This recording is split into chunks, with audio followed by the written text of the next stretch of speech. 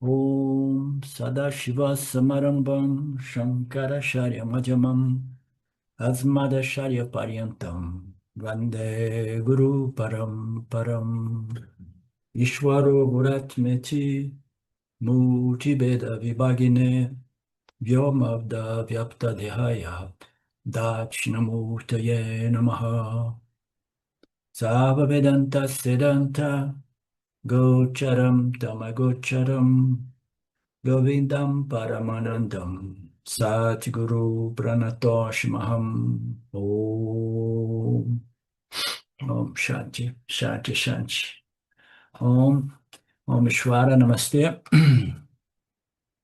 Ah, okidoki.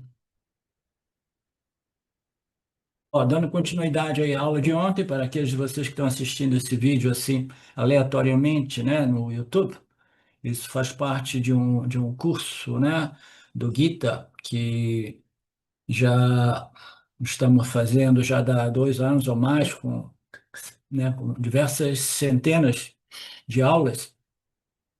Então, se você quiser compreender melhor o contexto, né, você pelo menos inicia no início do capítulo, né? Nós estamos no capítulo 12, né? Diversas aulas já foram expostas a respeito deste capítulo totalmente dedicado à natureza de Deus, à natureza do devoto mais elevado, que é o Yani Yogi, o Yani, e, e os frutos desse autoconhecimento, as características, né, do Yani, e etc., né? Verso 17: o devoto não se alegra nem se entristece, não deseja nem odeia, ele abandona Aí o verso diz o bem e o mal, tá? Então eu estou editando. Ele abandona os conceitos daquilo que é bom e daquilo que é ruim, tá? Porque o bem e o mal pode fazer confusão entre abandona aquilo que é dármico e aquilo que é adármico, tá? Então é o conceito de, não, isso é bom, isso é ruim, isso eu gosto, isso eu não gosto. Isso é, de qualquer modo, transcendido. O meu sinal tá bom, Marcelo? Ok. Então, o devoto não se alegra nem se entristece. Nós já vimos, né? Ele é um amigo, ele não odeia, né? Ele vai além do conceito de Punya Papa, bom e ruim, e, portanto, ele é o mais querido por mim. Então, eu estava dizendo, né? Eu estava dizendo que eu pude ver alguns desses gurus, né? Com quem eu estive associado, expressaram uma certa simpatia ou afinidade maior ou menor por esse ou aquele discípulo, e não era necessariamente porque o discípulo era mais ou menos avançado ou maduro, mas é simplesmente uma coisa que ocorre mais a nível humano, entendeu? Uma certa afinidade maior por algumas pessoas e menor por outras pessoas, tá? Então, ele diz que ele é o mais querido, ele está falando em nome de Ishvara, em nome de Brahman, ele está falando como o Avatara Krishna Guru, né? E ele está dizendo, aqueles que eu gosto mais são aqueles que compreenderam que não existe separação ou divisão entre eu e ele, somos somente um Atma de natureza nirguna, né? A única realidade, um sem o segundo, todo pervasivo, etc, etc, etc. Então, aqueles que compreenderam a unidade com Deus, né? São aqueles mais íntimos, né? E muitas vezes são aqueles mais, se pode dizer, queridos dos avataras, dos gurus que expõem esses ensinamentos. Então, voltando para este verso, ele nem experimenta alegrias, né, estáticas, né, felicidades assim extremas, né? A alegria que ele experimenta é uma paz interior derivada da compreensão de que, né, na sua real natureza, identidade, ele é livre, independente do mundo. O mundo é como um teatro, uma projeção que está disponível para a experiência, né? E para você curtir, mas infelizmente a maioria dos jivas não curtem, eles sofrem o mundo porque eles estão identificados com a natureza inferior deles, né? Então, o devoto mais elevado, o Yani Yoga, ele tem essa alegria interior que é derivada ou decorrente desta compreensão de que tudo que existe sou eu como pura, né? original, ilimitada, né? Infinita consciência, né? Universal, né? Portanto, a alegria vem, a felicidade vem, circunstâncias favoráveis vêm, o Inter vence uma partida, o Inter perde a final por 5-0, o maior vexame, e o Yanni permanece simplesmente, né? Equânime, nem se entristecer, sem depressão, sem alegria excessiva, nada. Ele, ele não tem ragas and dveshas extremos, né? Fortes, né? E vinculativos, né? Portanto, ele nem tem desejo e aversão pelas coisas, ele aceita as coisas, né? Assim como elas vêm. Isso é um processo gradual, como eu costumo expor para vocês. E, portanto, ele vai abandonando os conceitos daquilo que é punha, aquilo que é papa, aquilo que é bom, aquilo que é ruim. Portanto, o Krishna diz, o Yani, os meus Yan Yogis são os mais queridos, os mais íntimos a mim, né? Então, o Swami falou sobre as reações emocionais extremas. Então, o Swami sugere aqui que essas duas palavras, né, prazeres e dores, eles deveriam ser apresentadas juntas, prazeres e dores. Pá. Por quê? Porque elas andam de mão dada, não existe prazer sem dor. Não existe alegria sem tristeza. Os pares opostos, eles existem em oposição e sustentação um ao outro, entendeu? Então, todos os pares opostos, eles precisam ser compreendidos juntos, né? Então, a alegria e a tristeza compreendidas juntos, os prazeres e as dores compreendidas juntas, né? O amor e o ódio compreendidas juntas, né? O amor condicional, naturalmente, não aquele amor incondicional. Portanto, esse Yanni não é sujeito, não é dominado, não é governado pela euforia e a depressão. Quando vier o sucesso, a gente aceita, a gente acha bacana, curte. Quando vem o fracasso, tudo bem, é tudo igual. Fundamentalmente, tudo isso é parte de um teatro, uma projeção aparente. As pessoas envolvidas emocionalmente, nossa, elas sofrem tanto. Eu sei por experiência própria, porque eu já fui envolvido como torcedor de time de futebol, e eu vi ontem como é que a família inteirista em todo o mundo sofreu com aquela humilhação de perder por 5-0 para o Paris Saint-Germain, né? Então, o indivíduo que tem esse conhecimento, ele vê tudo como uma testemunha, né, não envolvida com teatro, né? É como se você fizesse parte, né, de uma cena, aí você está identificado como ator, aí você sofre. Mas se você, como ator, permanece um espectador, né, então você permanece imperturbado. Essas reações humanas são mais ou menos comuns, elas existem, mas elas não podem ser muito intensas, muito profundas, muito prolongadas, né? E difíceis de serem superadas, né? Senão o indivíduo ele estaria vivendo uma condição mais grave da doença do samsara, né? Perdendo então o poder discriminativo. O nosso intelecto humano é o tesouro mais valioso que nós recebemos de Deus.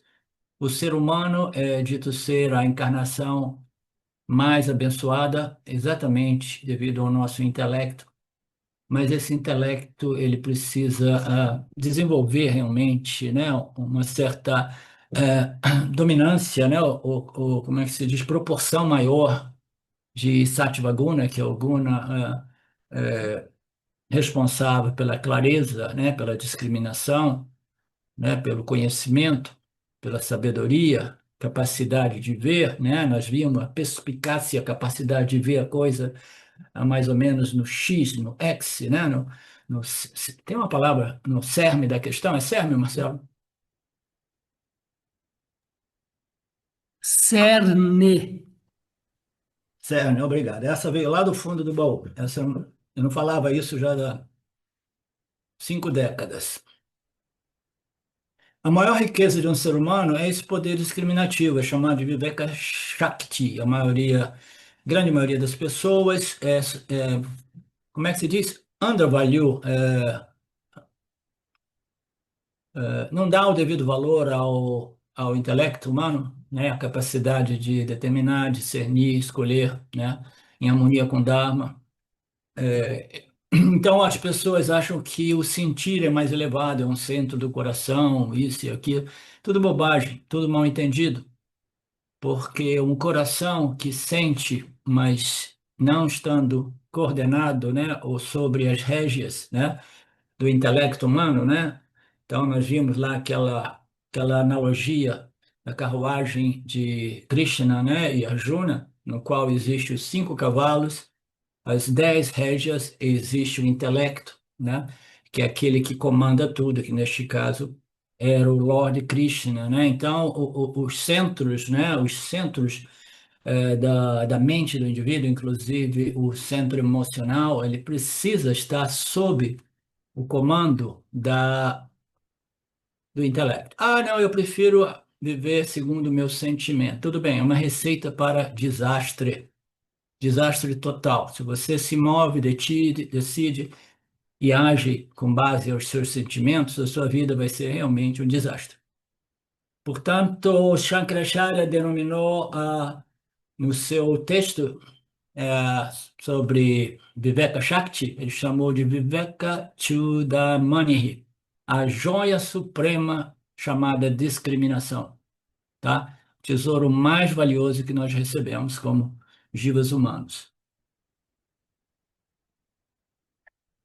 O some aqui para não fazer ninguém se sentir inadequado, isso, aquilo, ele lembra, nos lembra, né, que nós do Vedanta sabemos que essas reações emocionais convulsivas, né, fortes, elas ocorrem, são parte da natureza humana, mas elas não podem ir além de um limite, senão ela acaba destruindo o nosso Viveka Shakti. Eu falei sobre isso ontem, né? A mente humana, ela possui diversos centros, o centro de memória, o centro de pensamentos, né?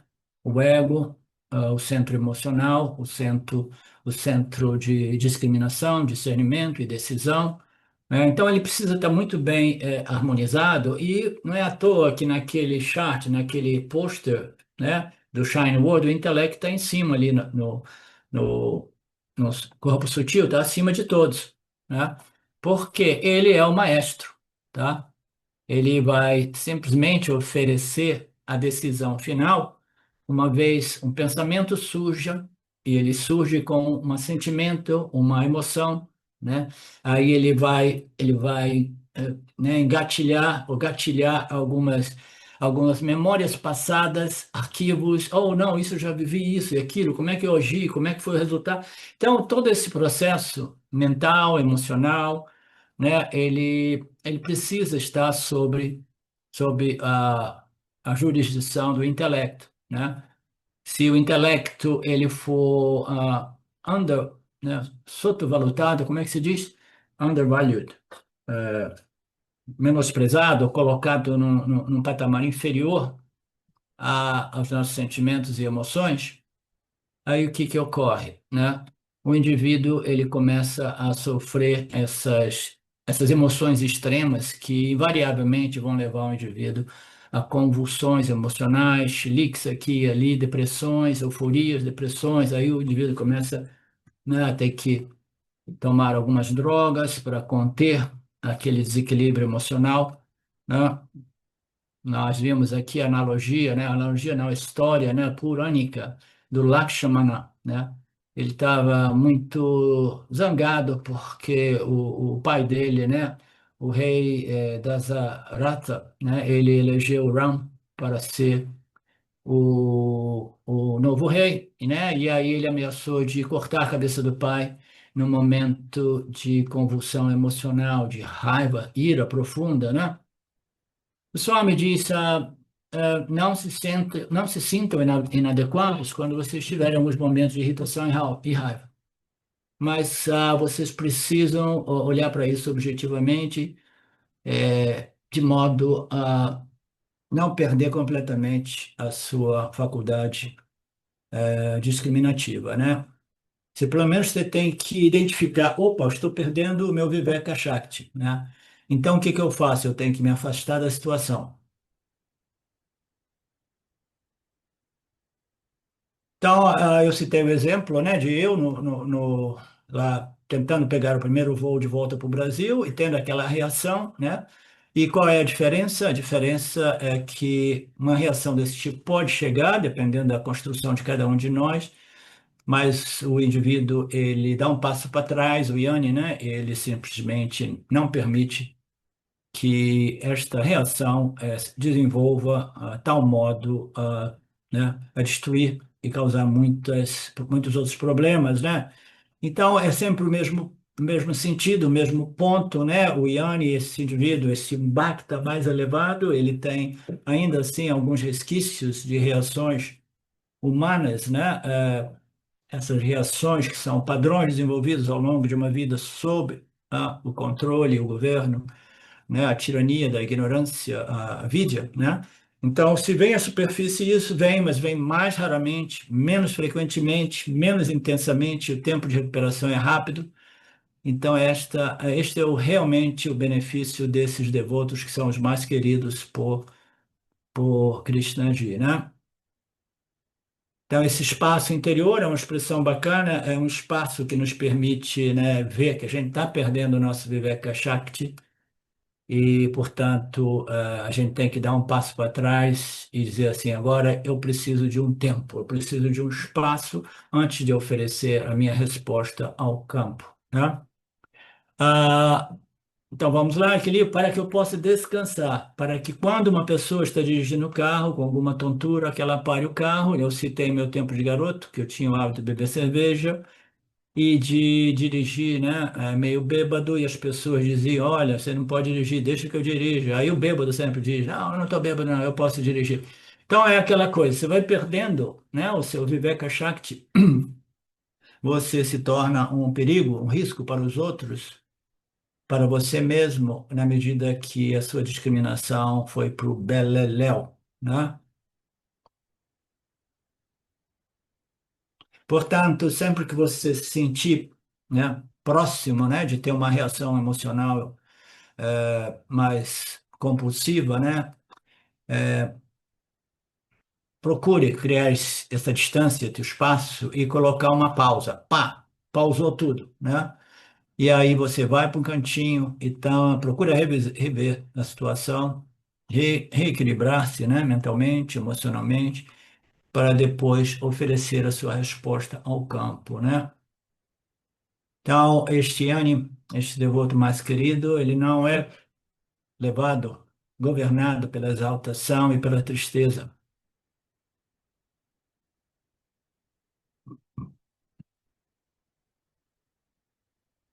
A exaltação quase que não ocorre. São coisas diferentes, entendeu? A exaltação, aquela alegria, aquela happiness, né? Que é função de um happening, de um acontecimento. Aquilo praticamente não existe mais na mente de um Yang, bem estabelecido. A tristeza e a depressão desaparece, mas desaparece completamente, tá? Mas o que pode ocorrer é a nível mais emocional, né? São algumas reações, né? Aqui e ali, quando, né, situações provocam alguns resquícios, porque essas reações emocionais mais fortes, né, elas são aqueles picos emocionais que é diferente de uma depressão, né, ou uma exaltação, que é uma situação mais estabelecida como crônica, como a mente agora vive uma tristeza crônica, ou vive uma euforia mais ou menos crônica, né? Red Bulls, tudo isso e aquilo, e corre e 10 expressos por dia, né? Agora, essas picos assim de algumas reações emocionais, elas podem ocorrer sim na mente desse devoto mais elevado, mas, como eu disse antes, é menos frequente, menos profundo, ele se recupera rapidamente e, e acima de tudo, ele jamais se identifica com esses movimentos energéticos, né, que produzem determinadas reações, né? Portanto, ele não odeia, ele é além do seu raga dvesha, né? Nem desejo, nem aversão. Ele é livre dessas coisas, ele é livre de expectativas compulsivas, vinculativas, né? Então, aquelas expectativas, por exemplo, final, o Inter vai vencer, se vencer vai ser lindo, vai ser maravilhoso. Expectativa. Como eu falei para vocês, expectativa é só nos últimos 5 minutos, se o time estiver ganhando e tiver o risco do outro fazer um gol no último minuto. Aí a expectativa ela foi crescendo, né? Mas, por exemplo, ontem não. A minha expectativa era que raramente o Inter ia ter mais ou menos o favor, mais uma vez o favor da sorte e vencer contra um time superior tecnicamente, fisicamente, economicamente, como sociedade. Raramente o Inter iria vencer. Aí o que que aconteceu? Já no início do jogo, eles mostraram a superioridade, fizeram 1-0, 2-0. Aí no início do 3-0, aí eu assisti o jogo na maior paz, apreciando um futebol lindo, maravilhoso apresentado pelo PSG.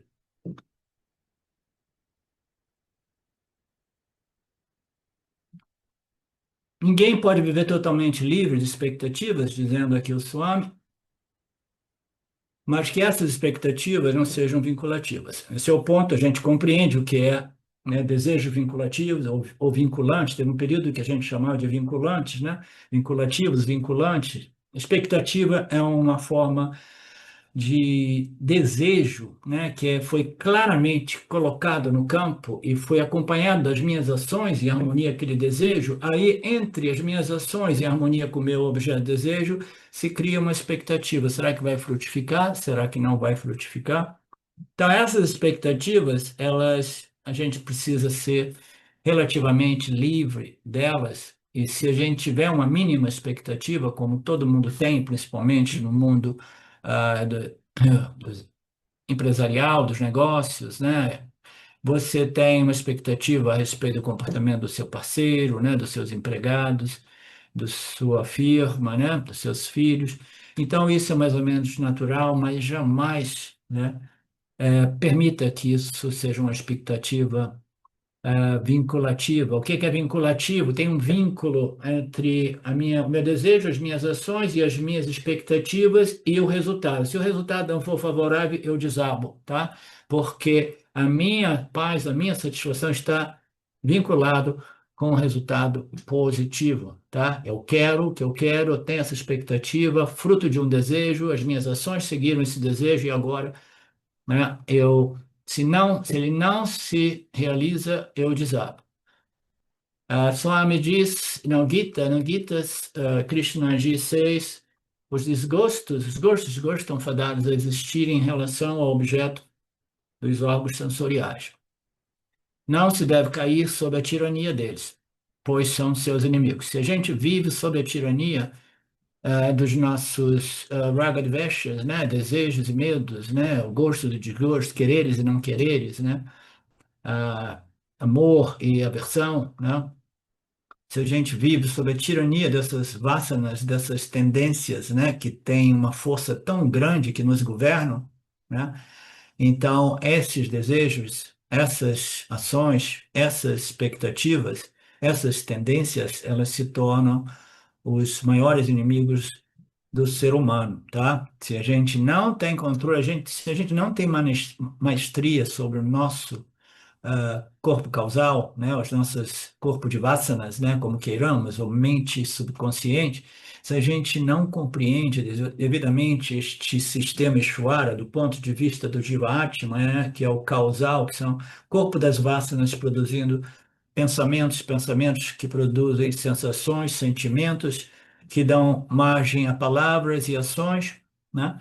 E se a gente não compreende isso, né, a gente não tem a possibilidade de refinar, reprogramar, purificar o sistema corpo, mente, sentidos, né, porque ele é um corpo a partir das vasanas produzindo, né, pensamentos, sentimentos, tendências, palavras e ações que irão nutrir ainda mais aquela tendência subconsciente ou irão chegar lá para dizer assim, olha, eu não vou mais te nutrir, não vou mais te alimentar, tá? E agora eu estou num projeto novo, eu estou cultivando, né, e nutrindo vasanas que vão te derrotar, que vão te destruir, tá?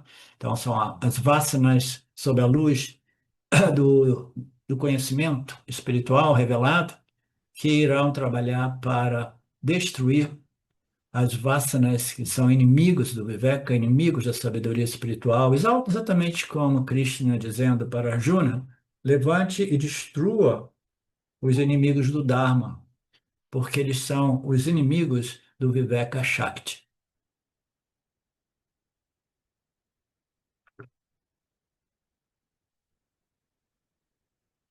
A Raga natural,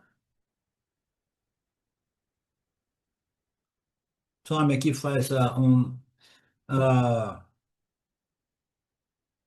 é muito curioso, às vezes ele faz umas analogias, uns exemplos, né, dentro do contexto da cultura indiana. E o indiano, ele tem uma coisa, né? Ele não tem uma boa discriminação entre aquilo que faz bem e aquilo que não faz bem. Ele cresce vivendo, comendo alimentos, bem nocivos à saúde, tá?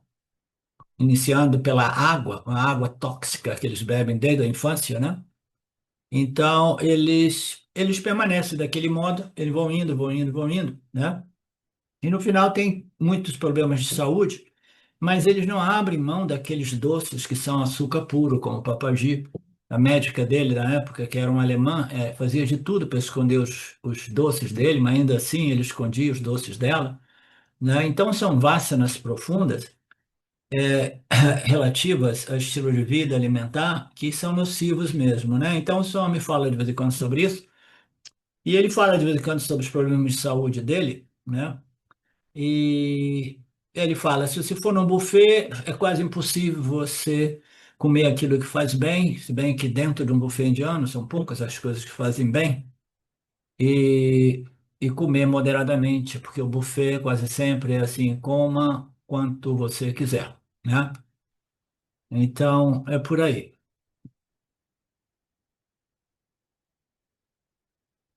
Então, aquele que vive movido, né, pelos prazeres sensoriais, né, desenvolve é, sensações, né, vassanas, né, por prazer sensorial sempre maior, né?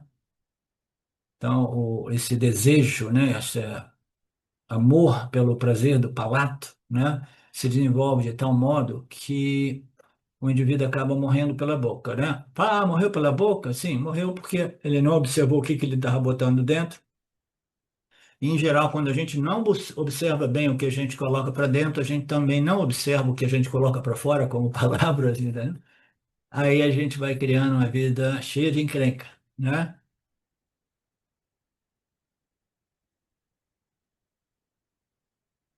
Tem uma passagem que o senhor me fala sobre os problemas de saúde e as pessoas que ficam dando conselhos a ele, né?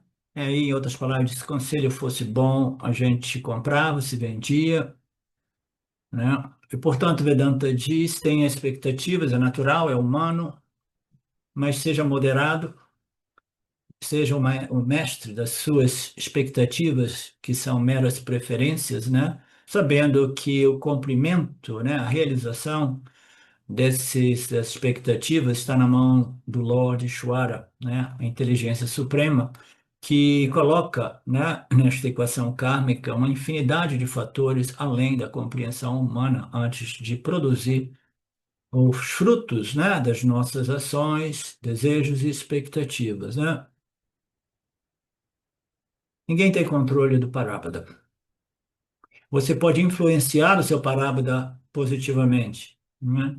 Se tornando, desenvolvendo uma maestria a respeito dos 5 órgãos de ação, os 5 órgãos de recepção e o intelecto, né?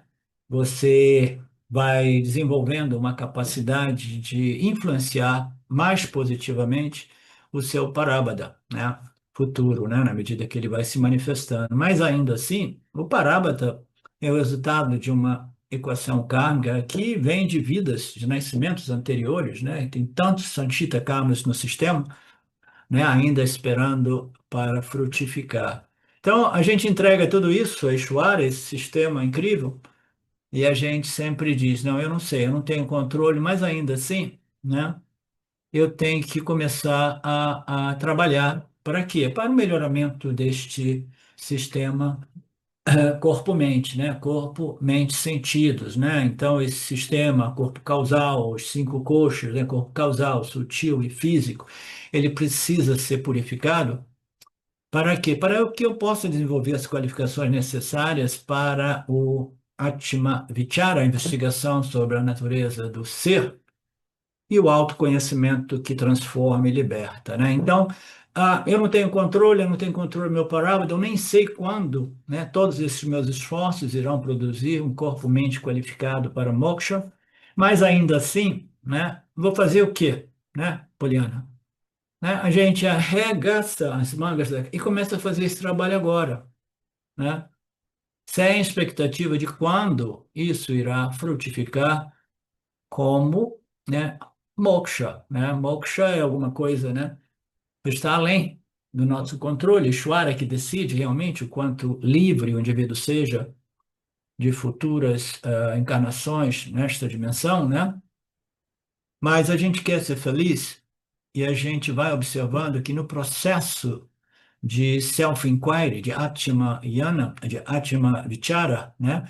De investigação sobre a natureza do eu, sobre a luz dos ensinamentos do Vedanta, a gente vai vendo o melhoramento do corpo, mente e sentidos, e isso vai nos dando mais o quê? Mais encorajamento, mais, como é que se diz?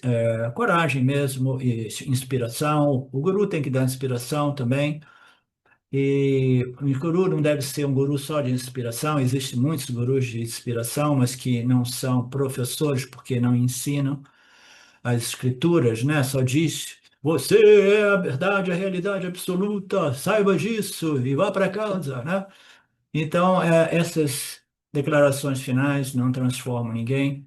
O intelecto humano, ele está tão sob a influência de conceitos equivocados a respeito da real natureza de si e do universo, que ele vai precisar de um corpo de conhecimento, né, fundado em pura lógica, né, análise de nossas experiências humanas não devidamente examinadas, que vão convencendo o intelecto humano de que a sua real natureza é a consciência e existência cheia, plena, inteira, completa, livre e independente deste mundo. Esse princípio testemunha que não é uma entidade experiencial, mas que só pode ser conhecido pela entidade experiencial, Jiva Atma, na medida que ele obteve um certo nível de purificação e refinamento.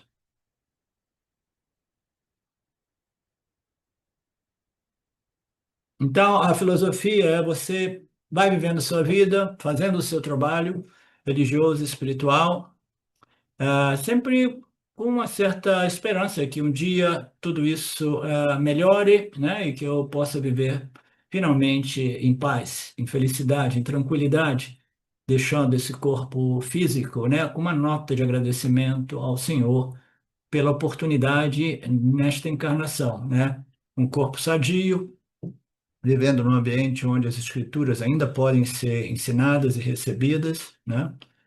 E, bom, em contato com as escrituras, com o guru. Então, no final, a gente pode deixar o corpo com aquela nota de agradecimento, né?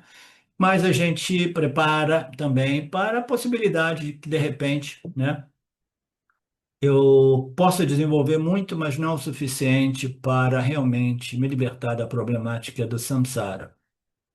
Essa clarividência, esta preparação mental é como um amortecedor ou um imunizante, né? Se fala muito em vacinas que imunizam, né? Então, é um amortecedor contra os choques da vida. Então, é um imunizador contra a doença de Sansara, né? Então, ele se manifesta como uma transcendência em relação aos pares opostos, entre eles o ódio e o amor, né?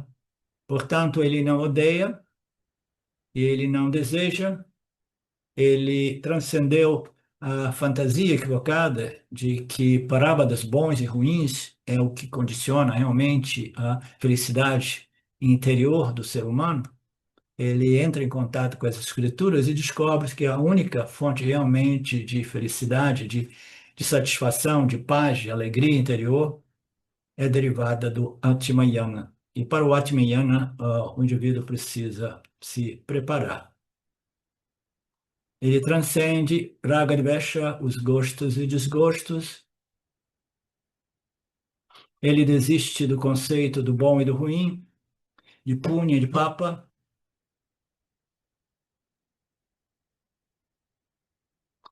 E aqui ele fala mérito e demérito, né? Ações meritórias que produzem resultados favoráveis derivados dos meus méritos espirituais, né? Existem méritos mundanos, físicos, né? Também, né? Materiais, né? Deméritos são ações, né? Em violação ao Dharma, assim por dizer, que produzem mais papa, né? Então, este Yanni, ele transcendeu a ênfase, né? O desejo por Punya Papa, mas isso não significa que ele seja indiferente à observação do Dharma. Ele observa o Dharma não porque ele quer o Punya derivado da observação do Dharma, ele observa o Dharma porque ele aprecia, né? Aprecia essa ordem desenhada de modo inteligente, em total harmonia com o meio ambiente e os outros seres. Essa harmonia se chama Dharma, as leis e princípios que regem esse universo, né?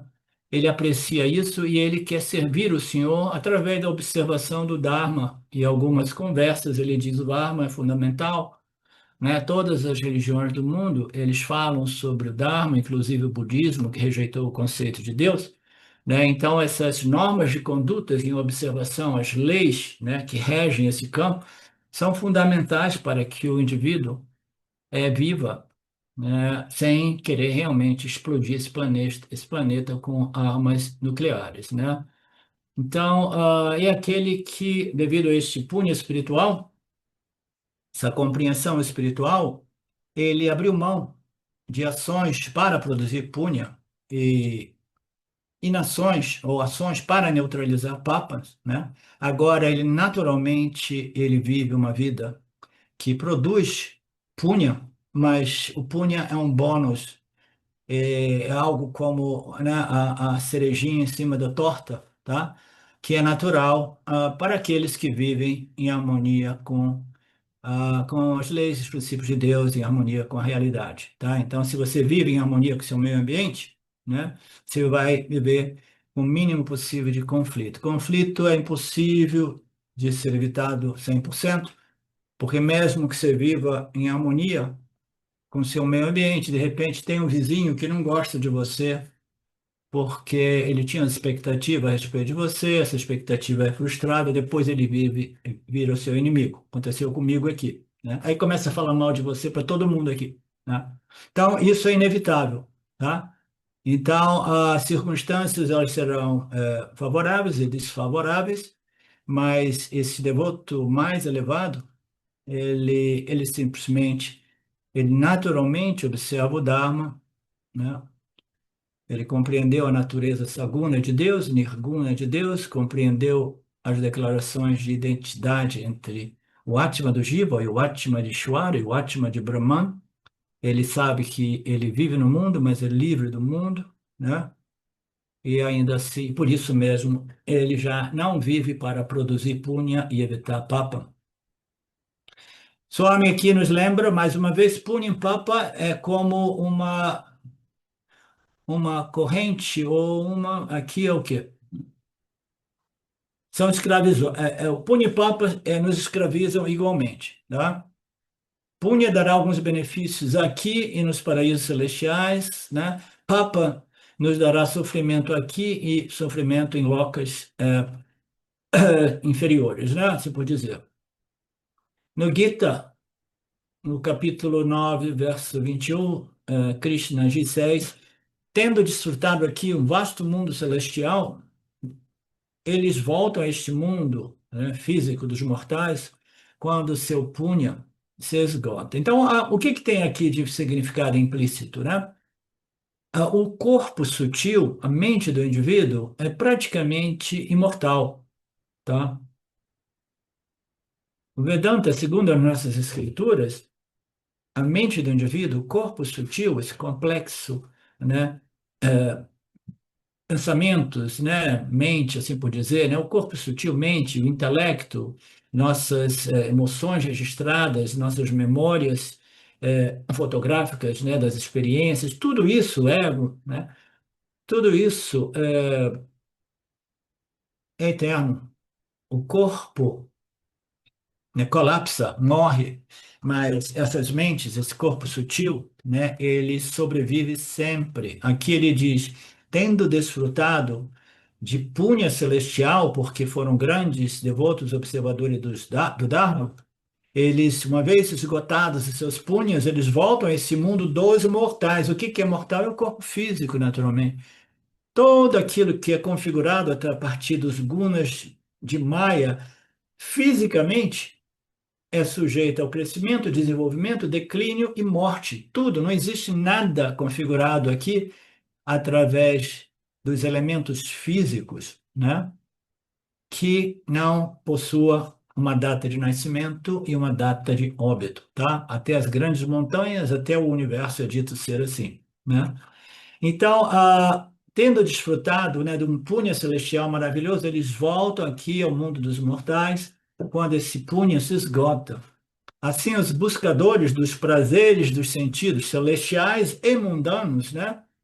Eles adotam os rituais dos védicos porque eles estão presos no que? No punha. Punha aqui e punha pós-morte, entendeu? Eles só veem isso, eles só veem essa conexão entre ações e os resultados. O resultado é punha espiritual, punha religioso, melhor dizer, punha religioso e punha celestial. Mas tudo isso tem uma chegada e um fim, uma partida, tá? Então vocês compreendem isso? Alguém não compreende esse conceito? Não se acanhe, né?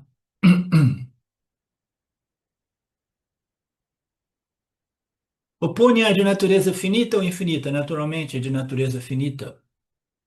Ele se esgota e muitas vezes ele nos deixa na miséria. Como assim? Quando o punha é resultado de muito esforço, né?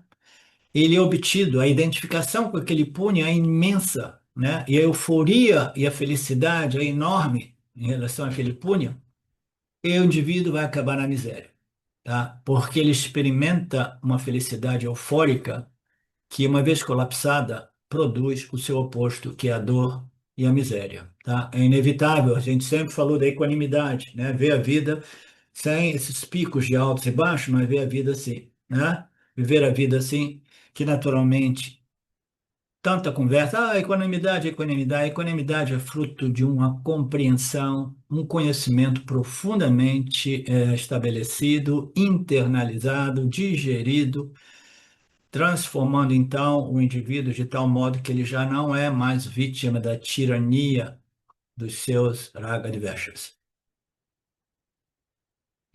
Então, aqui o Swami diz que Punya, ele funciona como uma algema de ouro, né? Uma corrente de ouro, você está preso no samsara, mas agora, às vezes, como uma gaiola de ouro, né? Você está preso, ainda assim, por uma algema de ouro, mas é uma algema. O Papa é uma algema de ferro, né? Ambos são algemas, né? A gente sofre neste mundo e a gente permanece preso porque nós colhemos resultados que causam profunda dor e tristeza. E isso nos amarra ainda mais, né, no samsara, a menos que a gente comece a conectar esses frutos, né, tristeza e dor, com as minhas atitudes, palavras e ações que eu desenvolvi ao longo da minha vida, né? E aí eu começo a procurar uma saída dessa problemática através do karma e yoga, né? Então, algemas de ferro, algemas de ouro, algema é uma algema, uma gaiola é uma gaiola, uma corrente que nos aprisiona, é sempre uma corrente. O Swami diz aqui que na Arábia Saudita, ele ouviu dizer, não tem certeza, que ali se algum membro da família real cometer um ato muito adármico, né? Um ato, como é que se diz? de violação realmente, né, a moral e a ética local, ele vai ser decapitado, né? Mas eles utilizam a espada de ouro, né? Mas a espada de ouro, a espada de ferro, o resultado é sempre menos, né? É sempre o mesmo, você vai perder a sua vida perdendo a sua cabeça, né? Portanto, Punha, olha que bacana isso. Punha é um vilão sorridente, um vilão atraente, é um vilão sedutor, né? Punha é um vilão muito sedutor, né? Encontrei o amor da minha vida, é Punha, agora realmente, né? Eu estou feliz para sempre, né? Então, Punha é um vilão sorridente, Papa é um vilão carrancudo, né? Agora você vai sofrer, ficar nessa miséria por muito tempo, né? Então, ambos são vilões, né? Significa então que nós não fazemos mais ações dármicas e satívicas que produzem punha? Não. As ações dármicas e satívicas precisam ser predominantes, né? Porque somente então nós vamos desenvolver palas que são mais favoráveis a uma mente qualificada para o Vedanta. A paz, a pacificação mental e emocional é fundamental para a gente entrar nessas águas mais profundas do Vedanta, né? Portanto, o indivíduo não para de fazer ações, né, niskama karmas, né, ações dármicas, ações satívicas, né? Elas continuam observando o Dharma e fazendo ações que produzem este crescimento, né? Mas eles não fazem simplesmente para obter esses punyas Palance, né? Eles fazem porque eles compreenderam que o melhoramento do corpo, mente e sentidos é fundamental para a libertação do jiva, né? Então, isso não são feitos por causa do punho. Ah, não, eu quero o punho, eu quero circunstâncias favoráveis, eu quero os locos celestiais, eu quero. Não, não, eu estou fazendo isso não pelos palans das minhas ações, que inevitavelmente vão produzir um determinado punho, né? Que ele não se manifesta, mas ele vai estar neutralizando um pouco dos meus papas anteriores. Eu estou fazendo isso simplesmente porque eu sei é o único modo de eu refinar e purificar o corpo, mente e sentidos. E se este refinamento não ocorrer, essa purificação não ocorrer, eu vou morrer, né, sofrendo da doença do samsara. Tudo que este Yin Yoga faz é para pureza e purificação mental, refinamento mental, desenvolvimento espiritual. Tudo que eles fazem porque eles querem preparar a mente e mais tarde eles fazem um tipo de outra atividade, né? Yananista, o estudo, a contemplação, a reflexão dos ensinamentos do Upanishads, né? Então eles fazem ações físicas ou as ações contemplativas, reflexivas, fundadas nos ensinamentos, para quê? Para a firmeza de conhecimento. Primeiro, as ações como o bom karma yoga para a pureza mental, mais tarde, para que eu possa assimilar e reter o autoconhecimento. Você pode fazer o mesmo karma, o karma nobre pode ser feito tanto para a punha, o karma nobre pode ser feito para quê? Para yananista, firmeza de autoconhecimento, tá? Então, essas pessoas nunca fazem karma nem para punha, nem para papa. Esses devotos mais elevados, esses devotos mais queridos, eles não fazem ações pensando em punha, em papa. Eles não estão fazendo ação para refinamento, né, para purificação, né? Esses yanis, eles fazem ações simplesmente, naturalmente, em harmonia com o Dharma e sem nenhum sentimento de identificação como o fazedor e o desfrutador. Eles se resolveram, né, como entidade jiva, corpo, mente, sentido, se resolveram em Ishvara, sabe? Eu sou parte integrante desse sistema Ishvara. Ishvara está me utilizando como instrumento, ele me proporcionou o livre-arbítrio, a capacidade de conectar, né, os pontos entre as minhas atitudes, palavras, ações e os resultados das mesmas, de modo que eu fui desenvolvendo são alguns méritos que me conduziram às escrituras reveladas pelo Senhor Ishvara. e ao Vedanta, né, e ao professor que me ajuda a compreender esses ensinamentos, né? Então, o karma nobre pode ser feito por mérito, por punha, mas o karma mais nobre é feito para a firmeza do autoconhecimento. Portanto, o Yanni, ele faz o que faz, livre de nenhuma expectativa a respeito dos resultados, seja ele bom ou ruim. Esses são os devotos mais queridos por mim, diz Krishnaji.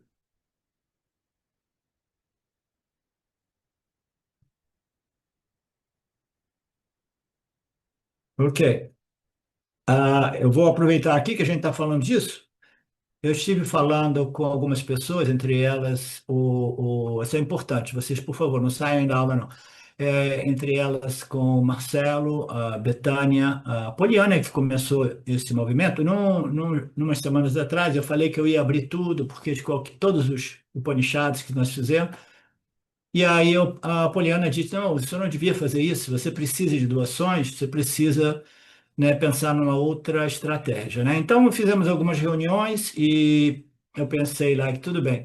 Então, vamos fazer isso, vamos fazer aquilo. No final eu falei assim, não tem jeito, eu tenho que simplesmente fazer uma lista de doadores e, infelizmente, determinar que as minhas aulas presenciais e o grupo de leitura das quintas-feiras se as pessoas só têm acesso se elas estiverem na lista dos doadores, tá? Então, esta foi a primeira conclusão que eu pensei que a única solução é o momento que eu estou precisando mais dessas doações. Meu pai ficou velho, ele precisou de cuidadeira e eu estou dividindo as despesas com meu irmão. E, entre outras coisas, né, as minhas doações, que elas caíram a 25% do que elas eram anos atrás, elas chegaram no nível quase que insignificante. Qualquer coisa ajuda, mas eu vou precisar de chamar vocês para a observação deste princípio básico. A vida é simplesmente, né, uma brincadeira, um lila, um jogo no qual nós recebemos e damos de volta. É dar e receber, né? Nós sabemos que o Vedanta não nos permite comercializar, mas todas as instituições vedantinas, né, e a propósito, um professor de Vedanta tradicional é uma instituição dentro do âmbito da Sampradaya. Todas essas instituições, elas vivem de doações, né? Eu, como sou uma instituição única, eu e os meus colaboradores mais próximos, né? Então, eu sou um householder, né? Que não dependo realmente totalmente dessas doações, por isso que eu nunca apertei muito, né? Mas os meus colaboradores, aqueles que fazem, né, essas lembranças para vocês, mas agora eu de pessoa estou apresentando isso, tá? Então eu vou precisar que vocês façam um esforço, vocês que valorizam muito isso, tá? Façam uma doação regular, mensal, tá? Tá? Qualquer que seja. Eu não acredito que ninguém não tenha a possibilidade de fazer uma doação de R$ 100 ou R$ 50, se você realmente valoriza esses ensinamentos, tá? E nesse momento, eu preciso levantar um pouco o nível dessas doações, e eu gostaria de evitar de ter que criar uma lista de doadores e dizer só entra na classe quem estiver na lista dos doadores. Eu odiaria fazer isso, e, portanto, mais uma vez, nós estamos lançando uma outra campanha. Alguns videozinhos vão ser postados no grupo Links do WhatsApp, através do e-mail e através do Facebook, YouTube, lembrando as pessoas a importância de observar esse aspecto do Dharma, né? Que a vida é um toma lá da cá, é receber e contribuir, tá? Então, eu conto com vocês, observem realmente tudo isso e tornem-se doadores. Namastê. Om Purnamada Purnamidam Purnamudachyate Purnasya Purnamadaya Purnamevavashishate Om Shanti Shanti Shanti Om Namastê.